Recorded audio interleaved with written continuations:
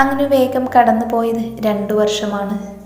നകുലിനോടുള്ള സ്നേഹത്തെ മറക്കാനും അവന് മുന്നിൽ പിടിച്ചു നിൽക്കാനുമൊക്കെ അവൾ പഠിച്ചു വരുന്നതേ ഉണ്ടായിരുന്നുള്ളൂ.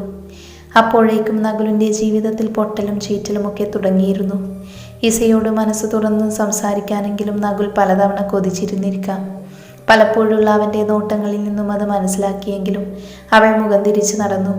പലപ്പോഴും നകുലിൻ്റെ ക്ലാസ് ഒഴിവാക്കി ഇസ ലൈബ്രറിയിലേക്കോ പുറത്തോ പോകുന്നത് പതിവായിരുന്നു.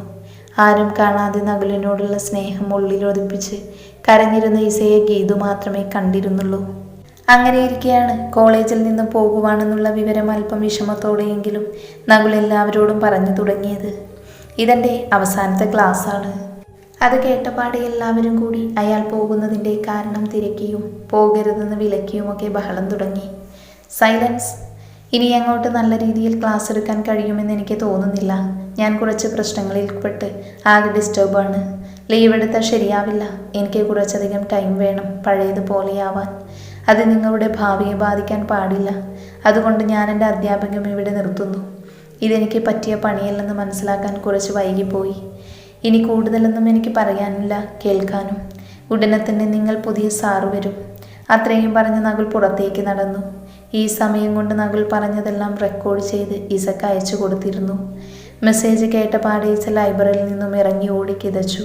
നകുലിനടുത്തേക്ക് ചെന്നു. നകുലപ്പോൾ ഓഫീസിനടുത്തേക്ക് എത്തുന്നുണ്ടായിരുന്നേ ഉള്ളൂ. നകുലാശാനേ. 1.5 വർഷത്തോളമുള്ള കേൾക്കാതിരുന്ന ആ വിളി കേട്ടതും അയാൾ ചെറുപുഞ്ചിരിയോടെ തിരിഞ്ഞു നിന്നു. എന്താ ഇത്? ഇവിടം വിട്ടു പോകുവാണെന്ന് കേട്ടല്ലോ. അതെ, പോകുവാണ്. തലതാഴ്ത്തിയുള്ള നകുലിൻ്റെ പറച്ചിൽ അവളുടെ ഉള്ള നീർന്നുണ്ടായിരുന്നു. ഞാൻ കാരണമാണെങ്കിൽ വേണ്ടാട്ടോ. ഇന്ന് തന്നെ ഞാൻ വീട്ടിലേക്കുള്ള വണ്ടി കയറിക്കോളാം. ഇനിയുള്ള പഠിത്തം വീട്ടിൽ തന്നെ ആയിക്കോളാം. സാർ ഇവിടുന്ന് പോകേണ്ട. പിള്ളേർക്കെല്ലാം സാറിന് വലിയ കാര്യമാണ്. ഞാനൊരാൾ കാരണം എന്തിനാ? ഞാൻ പോയേക്കാം സാർ, ഇവിടെ നിന്ന് തന്നെ. അത് പറഞ്ഞ് നിറഞ്ഞ കണ്ണുകൾ അവനിൽ നിന്നും മറച്ചു പിടിച്ചുകൊണ്ടവൾ തിരിഞ്ഞു നടന്നതും നകുൽ അവളെ കയ്യിൽ പിടിച്ചു നിർത്തി. താൻ കാരണമാ പോകുന്നതെന്ന് ആരാ പറഞ്ഞേ? അത് പറയുന്നതിനിടെ ഇസ അവളുടെ കയ്യിൽ നിന്നും നകുലിൻ്റെ കൈ പിടിച്ച് വേറെ എങ്ങോട്ടോ ശ്രദ്ധ തിരിച്ചിരുന്നു. ഇസയിൽ നിന്നുള്ള ആ പെരുമാറ്റം അവനിലും വേദനയുണ്ടാക്കിയിരുന്നു. ഐ ആം സോറി, ഞാൻ പോട്ടെ. നാളെ മുതൽ ക്ലാസ്സിനൊക്കെ കയറണം കേട്ടോ. വെറുതെ കറങ്ങി നടക്കണ്ട. നകുൽ തിരിഞ്ഞ പാടി അവൾ വിലക്കുന്നത് പോലെ അവൻ്റെ മുന്നിൽ കയറി നിന്നു. എന്തിനാ പോകുന്നേ? പോണം. എന്തിന്? അത് പറഞ്ഞിട്ട് പൊക്കോ. കാര്യമില്ലാതാവില്ലല്ലോ ഇങ്ങനെയൊരു തീരുമാനം. അതൊക്കെ ഒരുപാടുണ്ട്. നീ ക്ലാസ്സിൽ പൊക്കോ. ഞാനും പോകുന്നു. ഇനി ഇങ്ങോട്ടൊരു വരവ് കാണില്ല. അത് പറഞ്ഞതും ഇസ അവൻ്റെ ഷർട്ടിലേക്ക് കൈ ചുരുട്ടിക്കൊണ്ട് അവനെ തടഞ്ഞു നിർത്തി. പറഞ്ഞിട്ട് പോ മാഷേ. ഒരുപാട് പ്രശ്നങ്ങളുണ്ട്. പോയേ മതിയാകൂ. തിരികെ വരാൻ സമയമെടുക്കും. എന്താണെന്നല്ലേ ഞാൻ ചോദിക്കുന്നേ? നിന്റെ കണ്ണുനീർ വീണതിൻ്റെ ശാപം കിട്ടിയതാണെന്ന് കൂട്ടിക്കോ. ചെല്ല്, ക്ലാസ്സിൽ പോ. ഇവിടെ ഇങ്ങനെ നിന്നാൽ. പിടിവിട്ട് കുറച്ചു മാറി നിന്നുകൊണ്ട് അവൾ വീണ്ടും ചോദിക്കാൻ തുടങ്ങിയതും അവൻ പറഞ്ഞു തുടങ്ങി. വൈക. അവൾ അവളുടെ വീട്ടിലേക്ക് പോയി. അവൾക്ക് ഡിവോഴ്സ് വേണമെന്ന്. അവൾക്ക് നിരത്താൻ എൻ്റെ ഭാഗത്ത് ഒരുപാട് കുറ്റങ്ങൾ ഉണ്ടായിരുന്നിരിക്കാം. എന്ത് തന്നെയാണെങ്കിലും എൻ്റെ ഒപ്പം ജീവിക്കാൻ താല്പര്യമില്ലാത്ത ഒരാളെ ഞാൻ പിടിച്ചു നിർത്തുന്നത് ശരിയല്ലല്ലോ. അതുകൊണ്ട് മ്യൂച്വൽ ഡിവോഴ്സിന് ഫയൽ ചെയ്തിരിക്കുവാണ്. പോകുമ്പോൾ അവൾ പറഞ്ഞത് ഞാൻ ചതിയനാണെന്ന്. സത്യത്തിൽ ഞാൻ ആരെയാ ചതിച്ചത്? നിന്നെയോ വൈകിയോ അതോ എന്നെ തന്നെയോ? അറിയില്ല. ഒക്കത്തിനും ഒരു ഉത്തരം കണ്ടെത്തണം. അതിനുവേണ്ടി പോയേ മതിയാകൂ. ഞാനൊരു നല്ല ഭർത്താവാൻ ശ്രമിച്ചു നോക്കി. എന്നിട്ടും ഞാൻ അവൾക്ക് ഇങ്ങനെയൊക്കെ ആയി. ഇത്രയൊക്കെ ഉള്ളൂ. ഇനി എനിക്ക് പോകാമല്ലോ. പോകണ്ട. പോയാൽ ഞാനും കൂടെ വരും. ഇനിയും എന്നെ വിടാൻ നിനക്ക് ഉദ്ദേശമില്ലേ പെണ്ണേ? ഇല്ല, സാറ് പോകണ്ട. കുറച്ച് ദിവസം ലീവ് എടുത്തോളൂ. തിരിച്ചു വരണം. പക്ഷേ ഇസയ്ക്ക് മുന്നിൽ അത് സമ്മതിച്ചു. അവളുടെ മുന്നിൽ നിന്ന് പോകണമെന്ന് നകുലുണ്ടായിരുന്നുള്ളൂ. ഇനിയും ഒരു പക്ഷേ അവളുടെ ചുവന്ന മിഴികളെ നോക്കി നിന്ന് സ്വന്തമാക്കാൻ പോലും മനസ്സാഗ്രഹിച്ചു പോകും. അത് തെറ്റാണ്. ശരി, ലീവ് എടുക്കാം. പോട്ടെടോ. ആ കയ്യിലിടുന്ന റിസൈൻ ലെറ്ററിങ് തന്നേ. പെട്ടെന്ന് നകുലത് ഒന്നുകൂടി ഉറപ്പിൽ ചുരുട്ടി പിടിച്ചെങ്കിലും അവളത് പിടിച്ചു വാങ്ങി തുണ്ടുകളാക്കി വലിച്ചെറിഞ്ഞു. നീയും എന്നെ ജീവിക്കാൻ സമ്മതിക്കില്ല അല്ലേ? ഇല്ലെന്ന് കൂട്ടിക്കോ. എന്നെ കരയിപ്പിച്ചതിനൊക്കെ എനിക്ക് പകരം ചോദിക്കണ്ടേ മാഷേ? അന്നത്തോടെ നകുലും ഇസയും തമ്മിലുള്ള അകലം വീണ്ടും കുറഞ്ഞിരുന്നു. നാട്ടിൽ ചെന്ന് വൈകിയുടെ കേസിന് പിന്നാലെ നെട്ടോട്ടും ഓടുമ്പോഴും അവൻ ഇസയെ വിളിക്കുകയും സംസാരിക്കുകയും ഒക്കെ ചെയ്തിരുന്നു. 2 വീട്ടുകാരും ചേർന്ന് വീണ്ടും നകുലിനെയും വൈകിയെയും കൂട്ടിച്ചേർക്കാൻ ശ്രമിക്കുന്ന തത്രപ്പാടിൻ്റെ വീരകഥകളൊക്കെ വെളുക്കുവോളം നകുൽ ഇസമ്മയോട് പറയുമായിരുന്നു. ഇസ ഉറങ്ങിയെന്ന് മനസ്സിലാകുമ്പോൾ മാത്രമാണ് ഫോൺ പോലും വെക്കാറ്. അടുത്ത ദിവസം ഒരു വെള്ളിയാഴ്ചയായിരുന്നു. ഇത്തവണ ഹോസ്റ്റലിൽ നിന്നും വീട്ടിലേക്കില്ലെന്നും ഗീതുവിൻ്റെ നാട്ടിലെ ഉത്സവമാണെന്നൊക്കെ വിളിച്ചു പറഞ്ഞ് ഇസമ്മ മുങ്ങിയത് തിരുവനന്തപുരത്തുള്ള നകുലിൻ്റെ വീട്ടിലേക്കായിരുന്നു. വഴിയും തുറയും അറിയാത്തതുകൊണ്ട് അലനെയും ഒപ്പം കൂട്ടിയിരുന്നു. അസ്തമയ സൂര്യൻ ചുവപ്പണിഞ്ഞ നേരത്താണ് നകുലിൻ്റെ വീടിൻ്റെ ഗേറ്റും തുറന്ന് ഇസ അകത്തേക്ക് ചെല്ലുന്നത്. കോളിംഗ് ബെൽ കേട്ടതും നകുലിൻ്റെ അമ്മ വന്ന് വാതിൽ തുറന്നു. ഇതുവരെ കണ്ടു പരിചയമില്ലാത്തൊരു ഉമ്മച്ചിക്കുട്ടിയെ മുന്നിൽ കണ്ടതുകൊണ്ടാവണം അവർ ആരാണെന്ന് തിരക്കി. മോളി ഇതാ. നകുൽ സാറല്ലേ? ഞാൻ സാറിനെ കാണാൻ വന്നതാ. ആണോ? നകുൽ മുകളിലുണ്ട്. ഉറക്കമാണെന്ന് തോന്നുന്നു. ഞാൻ വിളിക്കാം. ആര് വന്നു എന്ന് പറയണം. വേണ്ടപ്പെട്ടൊരാളാണെന്ന് മാത്രം പറഞ്ഞാൽ മതി. സംശയം ദയനീയമായതും ഒരുമിച്ച് മിന്നിമറയുന്ന നകുലിൻ്റെയും അമ്മയുടെ നോട്ടം കണ്ടതും അവളൊന്ന് ചിരിച്ചു. അവർ അപ്പോഴേക്കും അകത്തേക്ക് പോയി കഴിഞ്ഞിരുന്നു. നകുലെ, നിന്നെ തിരിക്കൊരു പെൺകൊച്ചെ ദേ ഉമ്മടത്ത് വന്ന് നിൽക്കുന്നു. എണീക്കടാ. ഒരു ഞരക്കത്തോടെ മുഖത്ത് നിന്ന് വായിച്ചുകൊണ്ടിരുന്ന പുസ്തകം മാറ്റിവെച്ച് നകുൽ കണ്ണു തിരുമ്മി. ആരാ വന്നേ? അതുകൊള്ളാം. എന്നോടാണോ ചോദിക്കുന്നേ? ഇനി വൈകി കേസ് ബലപ്പെടുത്താൻ പറഞ്ഞ പോലെ വല്ലതുമാണോ? അല്ല, ഇപ്പോഴത്തെ പിള്ളേരുടെ മനസ്സൊന്നും വീട്ടിലുള്ളവർക്ക് പോലും മനസ്സിലാക്കാൻ പറ്റത്തില്ല. മതി മതി, ആരാണെന്ന് നോക്കട്ടെ എന്ന് പറഞ്ഞ് അവൻ മുഖം കഴുകി ഉമ്മറത്തേക്ക് ചെന്നു. ഇസയെ കണ്ടതും അവനൊന്ന് തരിച്ചു നിന്നു. നീ എന്താ ഇവിടെ? എനിക്ക് സാറിനെ കാണണമെന്ന് തോന്നി, അതുകൊണ്ട് വന്നു. കുസൃതിയോടെയുള്ള മറുപടി കേട്ടതും നകുലിൻ്റെ അമ്മ അവനെ നോക്കി ആരാണെന്ന് ചോദിച്ചു. ഇസയാണിൽ പടിക്ക് വെളിയിൽ തന്നെ ബാഗുമായി നിന്ന് നകുലിനെയും അമ്മയെയും മാറി മാറി നോക്കി ചിരിക്കുമായിരുന്നു. മോനെ, ഏതായി കൊച്ച്? അമ്മ നേരത്തെ പറഞ്ഞ പോലെ നമ്മുടെ വൈക കണ്ടുപിടിച്ചെൻ്റെ രഹസ്യ കാമുകി. താൻ കയറി വാടോ. നകുലിൻ്റെ അമ്മ ഉള്ളതാണോ അല്ലയോ എന്നുള്ള ഭാവത്തിൽ ഇരുവരെയും നോക്കിക്കൊണ്ട് ഉമ്മറത്തെ അരപ്പടിയിലിരുന്ന് കിണ്ടിയെടുത്ത് കയ്യിൽ കൊടുത്തു. അല്ലമ്മേ, വിളക്കല്ലേ തരേണ്ടത്? ആ, തൽക്കാലം കിണ്ടിയെങ്കിൽ കിണ്ടി. അത് മനസ്സിലോർത്ത് അവൾ കാല് കഴുകി അകത്തേക്ക് കയറി. താനിരിക്കടോ. അമ്മേ, ചായ എടുത്തിട്ട് വാ. ഒറ്റയ്ക്ക് ഇവിടം വരെ വരാൻ നിന്നോടാരാ പറഞ്ഞേ? നിന്റെ വീട്ടിൽ നിന്നും ആൾ തിരക്കി വരുമോ ഇനി? നീ എനിക്ക് പേരുദോഷം വരുത്തുമല്ലോടി ഈസമ്മേ. ഓ, വന്നത് ഇഷ്ടമായില്ലെങ്കിൽ ഞാൻ പോയേക്കാം. അത് പറഞ്ഞവൾ എഴുന്നേറ്റതും നകുൽ അവളെ പിടിച്ചിരുത്തി. ഇന്ന് നീ വീട്ടിൽ ചെന്നില്ലെങ്കിൽ അവർ തിരക്കില്ലേ? ഇല്ല. അതെന്താ? എന്തെങ്കിലും കള്ളത്തരം വിളിച്ചു പറഞ്ഞു അവരോട് നീ? കള്ളനോട്ടത്തോടെ നകുലിനെ നോക്കി മൂളിയ ശേഷം അവൾ പതിയെ ശബ്ദമടക്കി ചിരിച്ചു.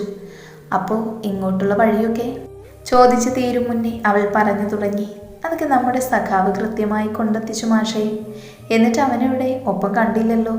സഖാവെ എന്നതേ ആ പടിക്കൽ കൊണ്ടെത്തിച്ച് തിരിച്ചുപോയി. ഇപ്പം തിരിച്ചു വണ്ടി കയറിയിട്ടുണ്ടാവും. അപ്പോൾ അങ്ങനെയാണ് കാര്യങ്ങൾ. താൻ ചായ കുടിക്ക്. അമ്മ, ഇവൾ ഇന്നിവിടെ നിൽക്കും. ഇന്ന് മാത്രമല്ലമ്മേ, ലീവ് അവസാനിപ്പിച്ച് സാറ് കോളേജിലേക്ക് വരുന്നത് വരെ ഞാനിവിടെ തന്നെ കാണും. രണ്ടും കൽപ്പിച്ചുള്ള വരവാണല്ലേ? അതെ. അപ്പോൾ എവിടെയാ എൻ്റെ മുറി? നകുലിൻ്റെ അമ്മ ഇതൊക്കെ എന്താണെന്നുള്ള ഭാവത്തിൽ നകുലിനെ നോക്കി. മുറി കാണിച്ചു കൊടുക്കമ്മ. നീ എന്തിനുള്ള പുറപ്പാടാ നകുലേ? ആരെങ്കിലും ചോദിച്ചാൽ ഈ കുഞ്ഞ് ഏതാണെന്ന് പറയും ഞാൻ. അച്ഛൻ വരുമ്പോൾ എന്താ പറയുക? അതൊന്നും ഓർത്തിട്ട് അമ്മ പേടിക്കേണ്ട. അച്ഛൻ വരുമ്പോൾ ദേ ഇവളെ പിടിച്ച് മുന്നിലിട്ട് കൊടുക്ക്. എൻ്റെ അമ്മേ, അച്ഛന് 5 മിനിറ്റ് കൊണ്ട് അവളെ അടുക്കള ഭരണിയിലടക്കും. അതാ ഇനം. എന്നാലും അമ്മയുടെ മരുമോളി ഇല്ലാത്ത കഥ പറഞ്ഞുണ്ടാക്കിയതിനാലേ വലുതൊന്നും ഇനി ആരും പറയുന്നില്ലല്ലോ. ചെന്നവൾക്ക് മുറി കാണിച്ചു കൊടുക്ക്. അമ്മയോടൊക്കെ പറഞ്ഞ ശേഷം അവൻ ഇസയെ നോക്കി ചിരിച്ചു കാണിച്ചു. വാ കുഞ്ഞെ, എവിടെയാ മോളുടെ നാട്? അവർ ഓരോന്ന് ചോദിച്ചുകൊണ്ട് ഇസയ്ക്ക് മുറി കാണിച്ചു കൊടുക്കാൻ ഒപ്പം ചെന്നു. ഇസ മുറിയിൽ ചെന്ന് ഫ്രഷായി പുറത്തിറങ്ങി വരുമ്പോഴും നകുലിൻ്റെ അച്ഛൻ ഉമ്മറത്തുണ്ട്. അമ്മ അയാൾക്കരികിലിരുന്ന് സംസാരിക്കുന്നുണ്ട്. ഇസയെ കണ്ടപ്പോഴുള്ള അവരുടെ അമ്പരപ്പിൽ നിന്നും പുതിയൊരാൾ വീട്ടിൽ വന്ന കാര്യം പുള്ളി അറിഞ്ഞില്ലെന്ന് അവൾക്ക് മനസ്സിലായി. അവൾ വന്ന കാര്യം അച്ഛനോട് പറഞ്ഞു എന്ന് ഇസ മാങ്ങി കാണിച്ചതും ഭാര്യയുടെ മുഖത്തെ ഭാവവ്യത്യാസം കണ്ടിട്ടാവണം പെട്ടെന്ന് അയാൾ തിരിഞ്ഞു നോക്കി. ഇസയെ കണ്ടതും അയാൾ ആരാണെന്ന മട്ടിൽ അടിമുടിയൊന്ന് നോട്ടം നോക്കി. ഇസ തിരിച്ചെന്താണെന്ന് ചോദിച്ചതും അയാളൊന്ന് വല്ലാതെയായി. ഷടാ, എൻ്റെ വീട്ടിൽ വന്നിട്ട് ഞാൻ ആരാണെന്ന് ചോദിക്കാൻ ഇവളാരാ എന്നയാൾ മനസ്സിൽ കരുതി. സാർ അകത്തുണ്ടോ അമ്മേ? ഈസമ്മ ശബ്ദം താഴ്ത്തി അവരോട് ചോദിച്ചതും നകുൽ പുറത്തു പോയെന്നാണ് അവരുടെ മറുപടി. ഓ, സമാധാനമായി. അച്ഛാ, ഞാൻ ഇസ, നകുൽ സാറിൻ്റെ ഒരു സ്റ്റുഡൻ്റാണ്. അതേസമയം സാറിനെ പ്രണയിച്ച വ്യക്തിയും. അത് കേട്ടപാടി അവർ പരസ്പരം നോക്കി. ഒരു വേള വൈക പറഞ്ഞത് വെച്ച് നകുലിനെ സംശയിക്കുക പോലും ഉണ്ടായി. സാറിന് പക്ഷേ എന്നെ വലിയ മൈൻഡൊന്നും ഉണ്ടായിരുന്നില്ല കേട്ടോ. ഞാൻ കരഞ്ഞതും പിഴിഞ്ഞതുമൊക്കെ വെറുതെയായി. ആള് കല്യാണം കഴിച്ചു. അങ്ങനെ എങ്ങനെയെങ്കിലും ഒന്ന് മറക്കാനൊക്കെ തുടങ്ങിയപ്പോഴാ സാറുദേ കോളേജ് വിട്ട് പോകുവാണെന്നും തിരികെ ഇനി വരില്ലെന്നുമൊക്കെ പറഞ്ഞ് റിസൈൻ ലെറ്റർ കൊടുക്കാൻ പോയെന്ന വിവരം ഞാൻ അറിയുന്നേ. ഞങ്ങൾ സ്റ്റുഡൻസിനെല്ലാം സാറിന് വലിയ കാര്യമാണ്. എന്നിട്ടും ആ സ്നേഹം തിരിച്ചില്ല. ആരൊക്കെ പോകണ്ടെന്ന് പറഞ്ഞിട്ടും ആൾക്കത് കേട്ട ഭാവമില്ല. അച്ഛൻ പറ, ജാടയല്ലേ അത്? അയാൾക്ക് നേരെ വിരൽ ചൂണ്ടിയ ശേഷം അവൾ ബാക്കി തുടർന്നു. അവസാനം മനസ്സിൽ നിന്ന് വലിച്ചെറിയാൻ നിന്നാലേ ഞാൻ ഇറങ്ങി തിരിച്ചു. ആളെയൊന്ന് മെരുക്കിയെടുക്കാൻ തിരിച്ചു, ഞങ്ങളുടെ സ്വർഗത്തിലേക്ക് കൊണ്ടുപോകാൻ. അത് പറഞ്ഞവൾ ഒന്ന് ദീർഘശ്വാസം എടുത്തു. അങ്ങനെ പോകാൻ നിന്ന സാറിനെ കോളേജിൽ പിടിച്ചു നിർത്താൻ ചെല്ലുമ്പോഴാണ് ഞാൻ കേസിനെ കുറിച്ചും വൈക സാറിനെ തേച്ചൊട്ടിച്ച വെറുമൊരു പെങ്കോന്തനായി ചിത്രീകരിച്ചതുമൊക്കെ അറിയുന്നേ. അതൊക്കെ അറിയാത്തൊരു സമയമുണ്ടല്ലോ എൻ്റെ അച്ഛ. മനസ്സിൽ ലഡുകൊണ്ടൊരു വെടിക്കെട്ട് തന്നെ നടന്നു. ഇസയുടെ സംസാരത്തിലെ ഒഴുക്കും കുസൃതിയൊക്കെ കേട്ട് അവർ അങ്ങനെ തന്നെ ഇരുന്നു പോയി. കർക്കശക്കാരനായ അയാളുടെ ചുണ്ടിലൊരു ചിരി വിടർന്നു. അച്ഛൻ പേപ്പർ മടക്കിക്കൊണ്ട് ചാരു കസേരയുടെ പിടിയിൽ കയ്യും താങ്ങി ഇസമ്മയെ നോക്കി ഇരുപ്പായിരുന്നു കുറച്ചു സമയം. അമ്മയാകട്ടെ ഇടയ്ക്കിടെ അച്ഛൻ്റെ മുഖഭാവം അറിയാൻ പുള്ളിയെ നോക്കിക്കൊണ്ടിരുന്നു. ഈസ സംസാരം തുടർന്നുകൊണ്ടിരുന്നു. ഒരിക്കൽ ഞാൻ സാറിനെ അത്രമാത്രം സ്നേഹിച്ചിരുന്നു അച്ഛ. എൻ്റെ സ്നേഹം കണ്ടില്ലെന്ന് വെച്ച് പോയിട്ട് പിന്നെ ഇങ്ങനെ ഒരു വാർത്ത കേൾക്കുന്നതിനേക്കാൾ സന്തോഷം വേറെയുണ്ടോ? അവളുടെ കണ്ണുകൾ ഇത്തവണ സന്തോഷം കൊണ്ടൊന്ന് വിടർന്നു. അതൊക്കെ പോട്ടെ, എന്ത് സാറും വൈകിയും തമ്മിലുള്ള പ്രശ്നം? അത് പറ രണ്ടാളും. അതൊക്കെ എന്തിനാ മോളറിയുന്നേ? ഇനിയും നഗലിൻ്റെ പിന്നാലെ പോകാതെ നിനക്ക് നാലക്ഷരം പഠിച്ചൂടെ കുഞ്ഞേ? അച്ഛാ, ദേ തലാന്ന് പറയുമ്പോൾ വാലെന്ന് പറയരുത് കേട്ടോ. എന്നിട്ട് വേണം എനിക്ക് വേറെ കുറച്ച് കാര്യങ്ങൾ കൂടി അങ്ങോട്ട് പറയാൻ. അങ്ങനെ അവളുടെ നിർബന്ധത്തിന് വഴങ്ങിക്കൊണ്ട് അവൾ അവിടെയും ഇവിടെയും തൊടാതെ വൈകിയും നകുലും തമ്മിലുള്ള പ്രശ്നത്തെക്കുറിച്ച് അവളോട് പറഞ്ഞു. അല്ല, ഇതൊക്കെ അറിഞ്ഞു വെച്ചിട്ട് മോളുടെ ഉദ്ദേശം എന്താ? എനിക്ക് അറിയാൻ മേലാഞ്ഞിട്ട് ചോദിക്കുവാ. അത് അച്ഛന് മനസ്സിലായില്ലേ? തൻ്റേതല്ലാത്ത കാരണം കൊണ്ടാണ് ഈ ബന്ധം പിരിയല്ലെങ്കിൽ സാറിനെ അങ്ങ് കെട്ടാൻ. അല്ല പിന്നെ, സാറിനെ എത്ര കരയിച്ചിട്ടുണ്ടെന്ന് അമ്മയ്ക്കും അച്ഛനും അറിയില്ല. അല്ല, അതറിയണമെങ്കിൽ ആരെയെങ്കിലും പ്രണയിക്കണം. അച്ഛൻ പ്രണയിച്ചിട്ടുണ്ടോ? അത് അയാൾ ഭാര്യയുടെ മുന്നിലിരുന്ന് അല്പം പതറിയിട്ടില്ലെന്ന് മറുപടി പറഞ്ഞു. അതിന് കുഴപ്പമാണ്. ഒരിക്കൽ സ്നേഹിച്ചയാൾ കൺമുന്നിൽ കിടന്ന് നീറുമ്പോൾ അങ്ങനെ കണ്ടില്ലെന്ന് വെക്കാനും പറ്റത്തില്ല അച്ഛാ. അച്ഛനും അമ്മയും പറഞ്ഞത് വെച്ച്, സാറന്ന് എന്നോട് പറഞ്ഞതും വെച്ച് സാറിന് വൈകിയോട് ഇപ്പോഴും സ്നേഹമുണ്ടെന്ന് എനിക്ക് മനസ്സിലായി. അച്ഛനും അമ്മയും കുറച്ച് സമയം തന്ന ഞങ്ങളെ രണ്ടിനെയും ഒരിത്തിരി സ്നേഹിക്കാൻ വിട്ട അച്ഛൻ്റെ മോനെയും മരുമോളെയും ഞാൻ ഒന്നിപ്പിച്ചു തരാം. എനിക്ക് സാറ് സന്തോഷമായി ജീവിക്കുന്നത് കാണണമെന്നേ ഉള്ളൂ. പിന്നെ അയാൾ ചോദിച്ചതും അവൾ കുറച്ചു നേരത്തേക്ക് മിണ്ടാതിരുന്നു. എന്നിട്ട് പറഞ്ഞു, അത് ഞങ്ങൾ തമ്മിലുള്ള കാര്യമാണ്. അതിൽ പിള്ളേര് തലയിടണ്ട. ഇനി പറ, ഇഷ്ടമായോ രണ്ടാൾക്കും എന്നെ? തിരക്കേടില്ലല്ലോ, വായാടിയാ, മിടുക്കിയാ എന്നൊക്കെയായിരുന്നു അപ്പോഴത്തെ അയാളുടെ മറുപടി. അപ്പോൾ എന്നെ ഇഷ്ടമായ സ്ഥിതിക്ക് മോനെ എനിക്ക് കെട്ടിച്ച് തന്നൂടെ? അയാൾ അടിക്കാനായി കയ്യിലിരുന്ന പേപ്പറൊന്ന് ചുരുട്ടിയതും അവൾ അകത്തേക്ക് ഓടി. അതെ, ഇതൊന്നും നകുലാശാൻ അറിയണ്ട കേട്ടോ. അറിഞ്ഞാലെൻ്റെ സെക്കൻഡ് പ്ലാൻ നടക്കില്ല. അകത്തേക്കുള്ള ഓട്ടത്തിനിടെ ഈസമ്മ വിളിച്ചു പറഞ്ഞു. പുറത്തുപോയ നകുൽ തിരികെ വരുമ്പോഴേക്കും മൂന്നാളും അടുപ്പ് കൂട്ടിയതുപോലെ എന്തോ ഗൂഢാലോചനയിലാണ്. അച്ഛൻ്റെ ചിരിയും ബഹളമൊക്കെ കണ്ട് നകുൽ അങ്ങനെ നിന്നുപോയി. കർക്കശക്കാരൻ കണിശപ്പനാണോ ഈ പെണ്ണിൻ്റെ പൊട്ടത്തരത്തിനൊക്കെ ചുക്കാൻ പിടിക്കുന്നു? എൻ്റെ ഈശ്വര. ദേ സാറു വന്നു, ഇനി ചിരിക്കല്ലോ. നകുലിനെ കണ്ടതും ഇസ പതിയെ അവരോട് പറഞ്ഞു.